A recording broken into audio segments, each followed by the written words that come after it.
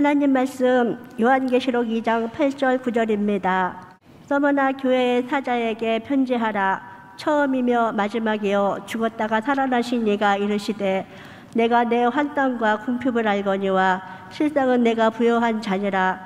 자칭 유대인이라 하는 자들의 비방도 알거니와 실상은 유대인이 아니요 사탄의 회당이라. 아멘.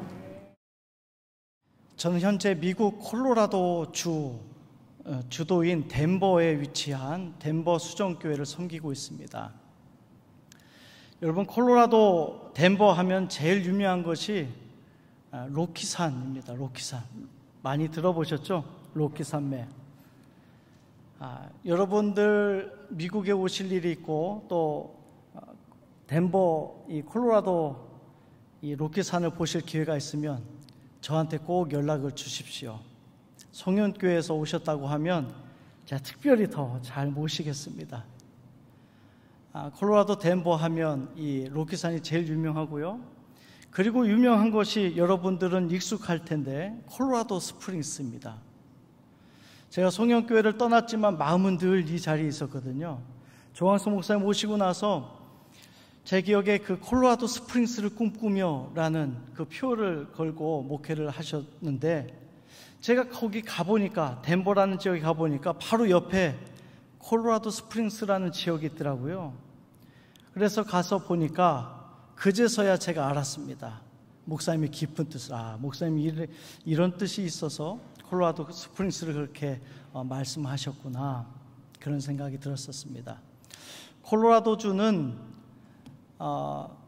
남한 면적의 2배 반 정도가 됩니다. 넓이가.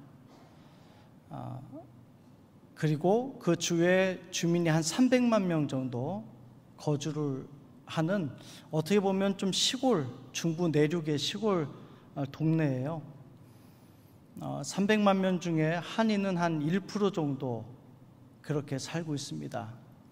그러니까 여러분, 남한의 2배 반 넓이의 땅덩어리에 한국 사람이 3만 명 살고 있는 거예요. 그래서 하나 있는 한인마트에 가야 한국 사람을 좀 만나볼 정도의 그런 지역입니다. 그곳에서 제가 목회를 시작하고 지금까지 만 11년이 벌써 지났습니다.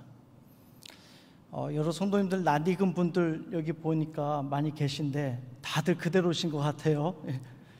근데 저 혼자 세월을 비켜가지 못하고 학생의 꼬마가 벌써 이렇게 머리숱은 다 어디로 가고 이렇게 여러분 앞에 서게 됐네요.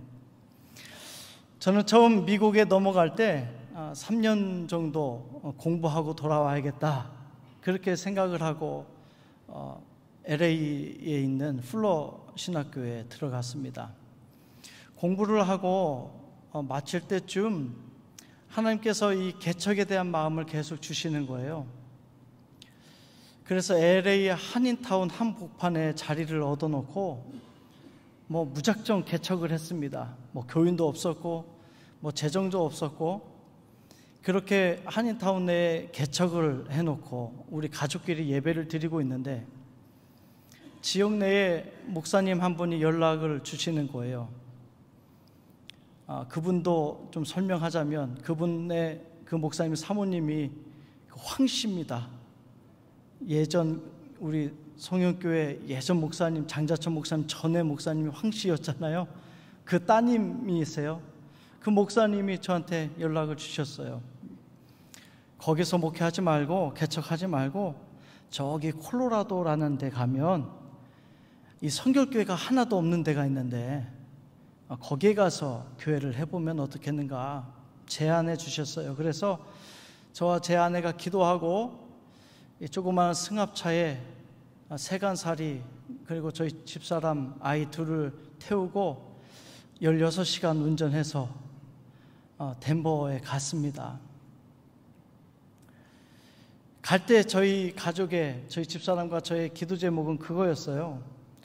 하나님, 아무 연고가 없습니다. 제가 학생 신분이었기 때문에 경제활동을 할 수도 없습니다.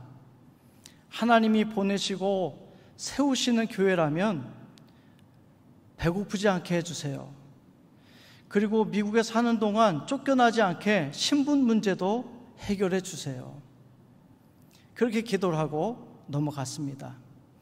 그리고 지금 11년이 될 때까지 감사하게도 한 번도 배고파 본 적 없고, 그리고 신분 문제도 잘 해결되어서 이렇게 성결교회 깃발을 높게 흔들고 있습니다. 처음에 그 콜로라도 갔더니요, 성결교회 했더니 이단인 줄 아는 사람이 많아요. 그 이민을 일찍 오신 분들은 성결교회를 잘 모르시더라고요. 30년, 40년 되신 분들. 그리고 미국 교회 목사님들도 잘 모르시고, 왜냐하면 우리 성결교회는 한국의 자생교단이잖아요. 한국 내에서 만들어진 교회이기 때문에 미국 목사님들은 생소하죠. 그래서 11년 동안 이제는 그래도 덴버 누구를 붙잡고 성결교회 얘기를 하면 다 아는 정도로 그렇게 목회를 하고 있습니다. 저의 사역을 잠깐 소개해 드렸고요. 오늘 교사 헌신 예배로 이렇게 드려진다 말씀을 듣고 순간 이 본문이랑 이것을 다 정해놨는데 어떻게 해야 되나, 바꿔야 되나 고민이 있었는데, 생각해 보니까 여러분, 제가 이 자리에 서 있는 것 자체가 여러분이 헌신 예배의 이유가 되는 듯한 생각이 들더라고요. 왜냐하면 제가 이곳에서 학생 시절 때 잘 배웠잖아요.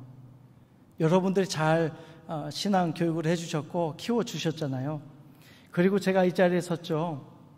지금 여러분들께서 가르치시는 그 학생들이 이제 앞날에 하나님의 나라를 일구고 또 이끌어갈 귀한 그런 인재들이다라는 것을 생각해 볼 때 다시 한번 이 자리가 헌신을 확인하는 자리가 되시기를 주님의 이름으로 축복합니다. 네, 제가 여기 서 있으니까 뭐 설교 안 해도 되겠죠, 여러분? 예, 저 존재만으로도 그게 확정이 된 겁니다. 네.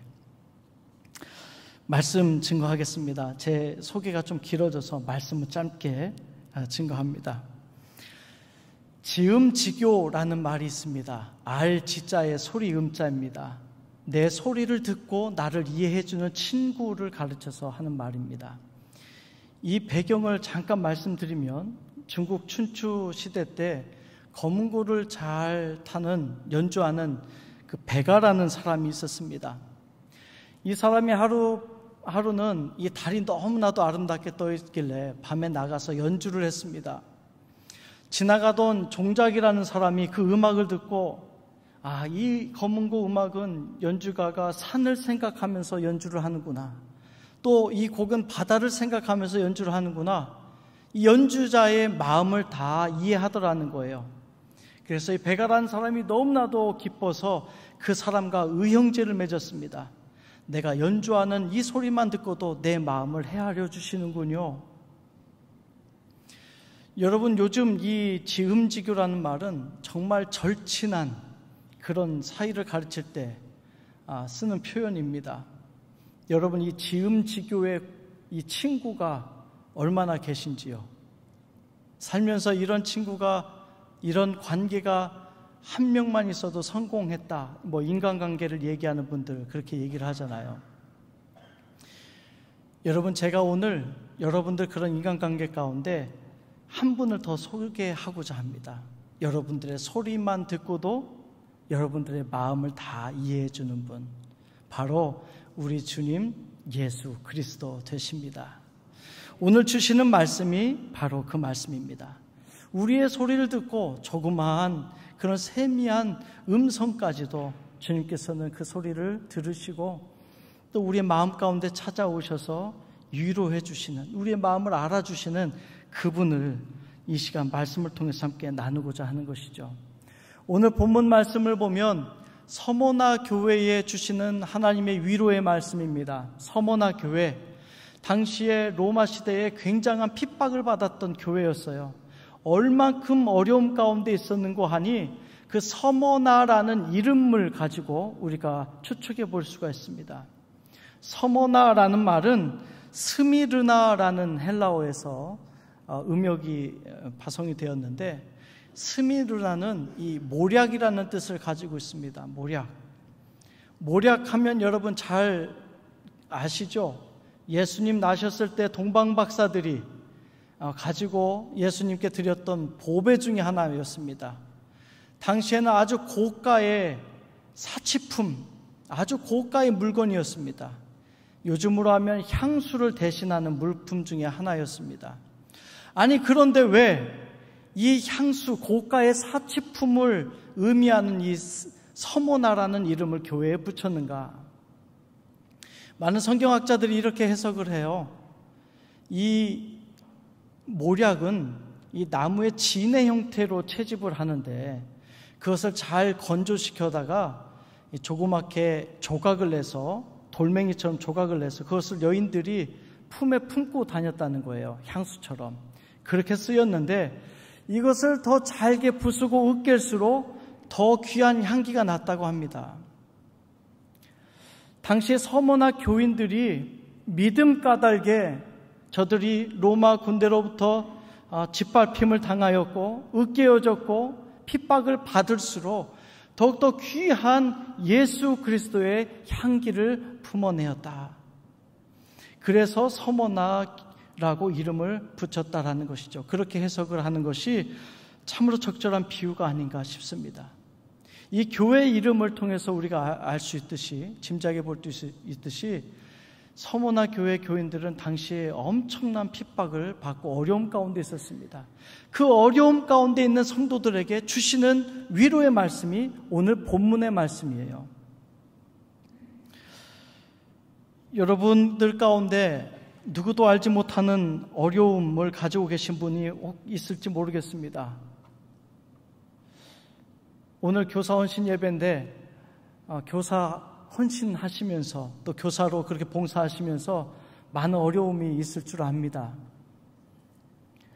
바쁜 사회생활 가운데서도 교재를 공부하고 미리 준비하고 아이들 위해서 기도하시고 또 전화신방하시고 참 그런 사역 가운데 주일날 너무 피곤해서 조금만 늦게 가면 또 부장 선생님이 한마디 하고 말이죠. 그런 어려움들. 이거는 우스갯소리로 말씀드렸지만 교사 하시면서 당하는 그런 많은 어려움들도 있으실 겁니다. 이 삶을 살아가면서 특별히 아직도 여러분들 마스크를 쓰고 계신 분들 많이 계신데 코로나를 지나면서도 그런 어려움들 많이 겪으실 줄 압니다. 이러한 가운데 계신 지금 이 시간 우리들에게 오늘 성령님께서 동일하게 은혜의 말씀 주시는 줄을 믿습니다. 8절 말씀을 보면 이렇게 기록하고 있습니다. 처음이며 마지막이요 죽었다가 살아나신 이가 이르시되, 기록하고 있습니다. 위로의 말씀을 주시는 이가 누구신가? 그 주체가 누군가? 처음이며 마지막이요. 다시 말씀드리면 태초부터 영원까지 홀로 계시는 전능하신 그 영원하신 하나님, 이 우주 온 만물을 창조하시는 전능자 하나님, 창조주 하나님, 그 하나님 말씀하고 있죠. 그리고 죽었다 살아나신 이가 라고 그랬습니다. 우리를 너무나도 사랑하셔서 육신의 옷을 입고 이 땅에 오셔서 십자가에 달려 죽으셨다 다시 부활하신 그분을 이야기합니다. 전능하시고 나보다도 더 사랑하시는 그분께서 우리를 위로하신다는 거예요. 그분께서 우리에게 지금 말씀하고 계시는 거예요. 여러분, 지금 일본에서 G7 정상회담이 지금 개최되고 있는데 사람의 눈으로 봤을 땐 그 사람들이 세계를 움직이는 것 같죠? 그런데 실상은 하나님께서 운행하시는 줄을 여러분 믿으시기를 바랍니다. 전능하신 하나님, 우주 온 만물을 통치하시는 그 하나님께서 우리에게 직접 찾아오셔서 아무개야 힘들지 그렇게 위로하신다는 거예요. 이 얼마나 감격스럽고 우리가 누구길래 무슨 자격이 있길래 그 하나님께서 우리에게 찾아오셔서 위로를 해 주시냔 말입니까? 나보다도 나를 더 사랑하시는 그분께서 우리를 위로해 주신다는 말입니다. 세상 사람들이 힘들 때 친구를 찾아가 위로를 얻으려고 하고 잠시 잠깐 그 어려움을 잊기 위해서 세상의 것을 쫓지만 그것은 영원한 것이 아닙니다. 잠시 잠깐이죠. 진정한 위로자가 누가 되십니까? 우리에게 진정한 위로자는 바로 우리 주 예수 그리스도이심을 믿으시기를 바랍니다. 그분께서 뭐라고 위로하시는가? 이어서 9절에 이렇게 말씀하십니다. 내가 내 환난과 궁핍을 알거니와 자칭 유대인이라 하는 자들의 비방도 알거니와 말씀합니다. 그 위로하시는 분이 뭐라고 말씀하시냐면, 그래, 네가 당하고 있는 그 어려움 내가 다 알고 있어. 누가 너를 손가락질하고 누가 너를 비방하는 것 내가 다 알고 있어. 그렇게 말씀하고 계시는 거예요. 여러분, 예나 지금이나 위로받는 것 하나가 있다면 누군가가 그 어려움 당한 사람이 그 어려움을 알아주는 것 아닙니까? 여러분, 일례로 부모님들이 어렵게 힘들게 사회생활을 하고 직장에서 일터에서 그렇게 일을 하고 가정에 들어왔었는데 자녀들이 아버지, 어머니 참 고생 많으셨어요. 우리 때문에 이렇게 사회에서 일터에서 힘들게 일하시는 것 저희들이 잘 알아요. 저희들이 열심히 공부할게요. 꼭 효도할게요. 그렇게 한마디 한다면 그날에 있었던 피로가 눈 녹듯 사라질 것 아닙니까? 누군가가 알아주어서 그 이야기하는 것 한마디가 그 모든 그 피로를 눈 녹듯이 녹게 하는 것입니다. 여러분, 여기 젊으신 분 계시는데 오늘 집에 가시거들라 부모님들께 그렇게 한마디씩 꼭 해주십시오. 누군가가 그 어려움을 안다라는 거 참 큰 위로가 됩니다. 하물며 자녀들이 그렇게 알아주는 것 가지고 위로가 되는데, 하물며 우리 하나님께서 우리를 알고 계신다잖아요. 우리의 어려움을 알고 계신다잖아요. 우리가 어떤 어려움에 처해 있고 자식의 문제며 사업의 문제며 직장의 문제며 그 어려움을 주님께서 알고 계신다고 오늘 말씀하고 계시잖아요. 여러분, 우리에게 얼마나 귀한 은혜가 됩니까? 위로가 됩니까? 주님이 아시면 되는 것입니다. 선생님들, 교사 여러분들, 내가 이렇게 교사로 열심히 헌신하는데 누구 한마디 알아주는 사람 없고, 부장 선생님 알아주지도 않고, 담당 교육자도 뭐 한마디도 안 하고, 다 여러분 그것 가지고 시험 들 필요가 없어요. 주님만 알아주시면 됩니다. 주님께서만 알아주시면 되는 것입니다. 그래서 크리스천들에게 가장 위로가 되는 것 한마디, 한 문장을 얘기한다면 바로 오늘 본문의 말씀일 것입니다. 주님 다 아십니다. 이 한마디가 우리에게는 가장 큰 위로가 되는 것이죠. 오늘 이 말씀을 조금 더 구체적으로 한 3가지 이야기를 통해서 어떻게 주님께서 우리를 아시고 위로하시는가 3가지 에피소드로 함께 나누면서 은혜 나누기를 원합니다. 첫 번째 이야기는요, 요한복음 21장의 말씀입니다.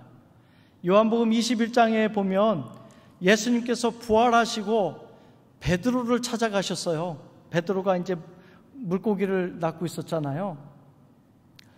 베드로를 찾아가셔서 그리고 3번 묻습니다. 네가 나를 사랑하느냐 3번 물으시죠. 그리고 베드로가 대답합니다. 네, 주님, 내가 주님을 사랑합니다. 우리 한국 버전에는 사랑합니다라는 이 사랑이라는 단어가 하나로만 기록이 되어 있지만 헬라어를 보면 각기 다른 단어로 기록이 되어 있는 것을 볼 수가 있어요. 헬라어에서 사랑을 의미하는 단어가 총 4가지인데요. 잠깐 말씀드리면 첫 번째로 아가페라는 말이 있습니다. 하나님의 무조건적이고 절대적인 사랑, 첫 번째 되는 사랑, 바로 아가페입니다. 두 번째 되는 것이 친구 간의 우정을 뜻할 때 필리아라는 그런 말을 사용하고, 세 번째 육체적인 그런 사랑을 얘기할 때 에로스, 네 번째 부모 자식 간의 그 사랑을 얘기할 때 스트로게라는 말을 사용합니다. 이 원어를 가지고 21장 말씀을 다시 한번 들여다보면 예수님의 질문이 이렇습니다. 첫 번째, 두 번째 질문은 이렇게 하시는 거예요. 베드로야, 네가 나를 아가페 하느냐? 가장 절대적이고 최우선적인 사랑으로 나를 사랑하느냐? 물어봤더니 베드로가 대답하기를, 예 주님, 저는 주님을 아가페로 사랑하는 게 아니라 두 번째 우정의 관계인 그 필리아로 사랑합니다. 그렇게 두 번을 대답을 한 거예요. 그러니까 마지막으로 예수님께서 이렇게 물으십니다. 그래? 그러면 베드로야, 네가 나를 필리아 하느냐? 필리아로 사랑하느냐? 그렇게 물어보셨어요. 그러니까 베드로가 요한복음 21장 17절에 이렇게 대답합니다. 베드로가 근심하여 이르되 주님 모든 것을 아시오매 내가 주님을 사랑하는 줄 주님께서 아시나이다. 근심했다고 그랬어요. 근심. 왜 근심했을까요? 왜 대답하기가 어려웠을까요? 나는 주님을 두 번째에 그 필리아로 사랑한다고 대답을 했는데 이제 마지막으로 예수님께서 또 물으시잖아요. 베드로야, 그러면 네가 말하는 그 필리아로는, 그 사랑으로는 나를 사랑한단 말이지? 그렇게 물어보신 거죠. 그랬더니 근심이 찾아왔습니다. 갑자기 자신할 수가 없었어요. 왜요? 베드로는 이미 실패자였잖아요. 이미 예수님을 3번 부인하고 도망쳐 나왔잖아요. 실패자였고 부인하여서, 예수님을 모른다고 부인하여서 지금 이 자리까지 도망쳐 나온 그 베드로에게 예수님은 다시 한번 물어보시는 거예요. 그 사랑으로는 그럼 사랑할 수 있단 말이니? 자신감이 없었습니다. 그 사랑으로 사랑한다고 말할 자격도 없는 것처럼 느껴졌을 겁니다. 그래서 근심하여 이르되 그렇게 대답을 했습니다. 여러분, 그 베드로의 대답은 그거였을 것 같아요. 주님, 나는 주님을 사랑한다고 말할 자격이 없어요. 주님을 모른다고 배반하고 여기까지 도망쳐 왔는걸요. 나는 주님을 사랑한다라고 고백을 했지만 주님 다시금 그렇게 물으시니 그것조차도 저는 자신이 없네요. 하지만 주님 내 마음 아시죠? 주님, 그러함에도 내가 주님을 사랑합니다. 이것이 어쩌면 이 시대에 우리 크리스천들이 주님 앞에 드려야 될 사랑의 고백의 표본이 아닌가 싶습니다. 어느 누가 아니요, 나는 절대로 주님 절대적인 사랑으로 시험 한 번 들지 않고 포기하지 않고 넘어지지 않고 주님만을 바라보면서 그렇게 사랑하겠습니다. 누가 그렇게 자신만만하게 얘기할 수 있겠어요? 주님, 나는 연약한 존재예요. 참 부족한 존재예요. 실패자예요. 하지만 주님을 사랑할 수 있는 그런 자격이 안 되면서도 그러함에도 주님을 사랑합니다.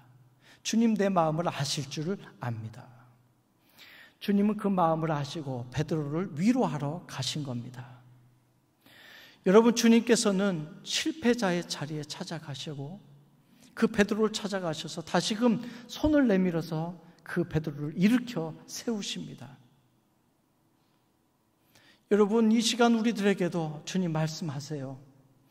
안무개야, 네가 실패의 자리에 있는가? 절망과 낙심 속에 있는가? 하지만 주님께서는 그 마음 가운데 찾아가셔서 위로하시기를 원합니다. 내가 너를 잘 알고 있다. 어떠한 상황에 있는지 내가 잘 알고 있다. 안무개야, 나와 함께 가자무나. 두 번째 에피소드는 창세기 3장에 있습니다. 거기 보면 아담이 범죄하여서 하나님의 낯을 피해서 숨어 있었던 장면이 기록되어 있는데 하나님이 물으시잖아요.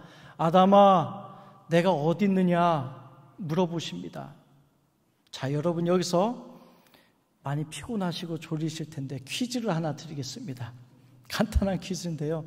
과연 하나님께서 아담이 어디 있는지 몰라서 아담아 내가 어디 있느냐 찾으셨을까요? 네, 하나님 다 알고 계셨죠. 아담이 어디서 숨어 있는지, 왜 숨어 있는지 하나님 다 알고 계셨어요. 그렇지만 하나님 아담을 부르셨어요. 우리의 실패 자리에서 웅크리고 있는 그 낙심하여 있는 영혼도 하나님께서 아시지만 범죄하여 하나님 곁을 떠나 있는 자들, 그 영의 상태도 주님께서는 알고 계신다는 겁니다. 그래서 찾아가셔서 부르시는 거예요. 네가 어디 있느냐? 이 음성의 의미는 뭡니까? 네가 내 음성을 듣거들랑 빨리 그 자리에 일어나서 되돌이켜서 나에게 돌아오려무나, 내 품에 안기려무나, 그렇게 말씀하시는 거잖아요. 하나님께서는 아담을 책망하고 벌 주시려고 하는 것이 아니라 다시금 회개하기 위해서, 다시금 돌아오게끔 하기 위해서 아담을 부르시는 거예요. 여러분이가 가끔씩 시험 들어서 하나님 곁을 떠날 때가 있습니다. 그러할 때도 하나님께서는 다 알고 계세요. 그리고 부르십니다. 아무개야 너 지금 어디 있니? 여러분 겁먹지 마세요. 아유 가면 하나님 벌 주시려나? 절대 아니죠. 우리 하나님, 사랑의 아버지 하나님, 우리가 그 자리에서 빨리 일어나서 주님께로 돌아오게끔 하려고 우리를 부르시는 줄을 믿으시길 바랍니다. 우리의 영의 상태도 주님 다 알고 계시기에 우리를 불러주시고 다시금 일으켜 세워주시는 것입니다. 마지막으로 세 번째 이야기는 오늘 본문입니다. 오늘 본문에 9절의 말씀인데요. 내가 내 환난과 궁핍을 알거니와 실상은 내가 부요한 자니라 라고 말씀하고 있습니다. 뭐라고 말씀하셨냐면 네가 지금 가난하고 어려운 것 다 알고 있다라는 거예요. 네가 지금 믿음 생활하고 이 각박한 생활 속에서 목숨을 지켜 그렇게 신앙생활을 하고 있는 것을 내가 잘 알고 있다. 지금 서머나 교인들에게 얘기하고 있는 거예요. 그런데 그 뒤에 뭐라고 말씀하냐면 그런데 실상은 네가 부요한 자니라. 이렇게 말씀하시는 거예요. 여러분 이 말씀이 오늘 중요한 말씀입니다. 여러분 서머나 교인들은요 당시에 그 역사 문헌을 살펴보면 굉장한 경제적인 압박 가운데 있었어요. 경제적인 활동을 아예 못하게 막아놨대요. 물물교활도 할 수 없었고요. 그리고 심지어는 그 관리들이 묵인해주는 그 상황 가운데서 많은 사람들이 크리스천 가정에 들어서 약탈해 오고 강탈하고 그런 일들이 많이 있었답니다. 관리들이 그것을 다 눈 감아줬대요. 그러니까 당시의 사람들이 얼마나 궁핍한 삶을 살았겠어요. 먹을 것도 없었을 것이고 돈도 벌지 못했고 툭하면 다른 사람들이 몰려 들어와서 모든 것을 빼앗아가고 말이죠. 그런데 그러한 상황 가운데 있는 성도들에게 아니 실상은 네가 부요한 자니라 말씀하고 있는 것이죠.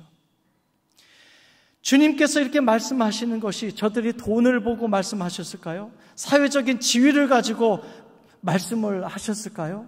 아닙니다. 주님께서 실상은 내가 부요한 자니라 말씀하시는 것은 믿음을 보고 말씀을 하시는 겁니다.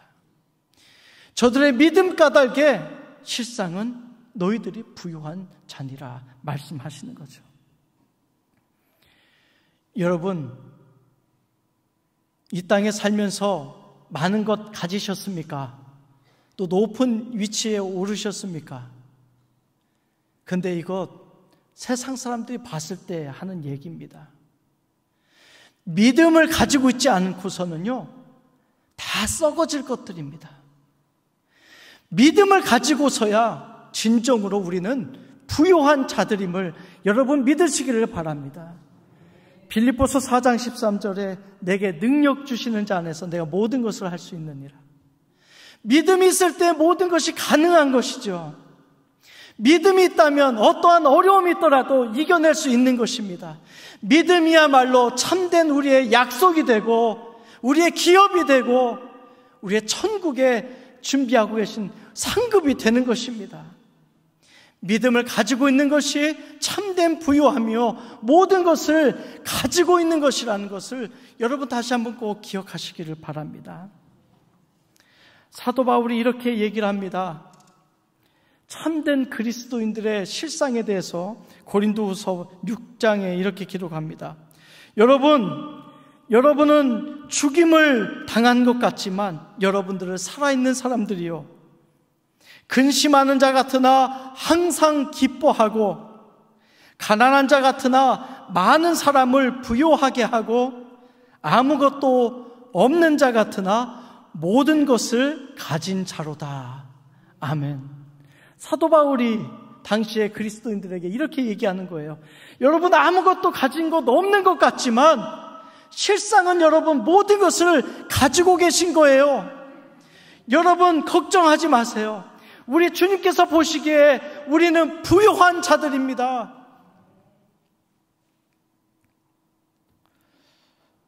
오늘 말씀을 정리합니다. 진정한 위로자가 누가 되십니까? 우리에게 진정한 위로자가 누가 되십니까? 전능하시고 또 나보다 나를 더 사랑하시는 그 주님께서, 그분이야말로 우리의 진정한 위로자가 되십니다. 그리고 이 시간 우리에게 찾아오셔서 말씀하십니다. 아무개야, 내가 잘 알고 있다. 너를 알고 있다. 네가 어떤 어려움을 가지고 있는지, 어떤 기도의 제목을 가지고 있는지 내가 잘 알고 있다. 그리고 마지막으로 네가 어려움 당한 것 같지만, 네가 지금 힘든 고난의 길을 지금 그 터널 안을 걸어가고 있는 것 같지만 아니야. 실상은 네가 부요한 자니라.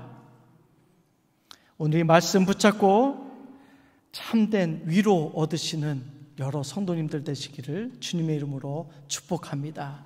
기도하겠습니다.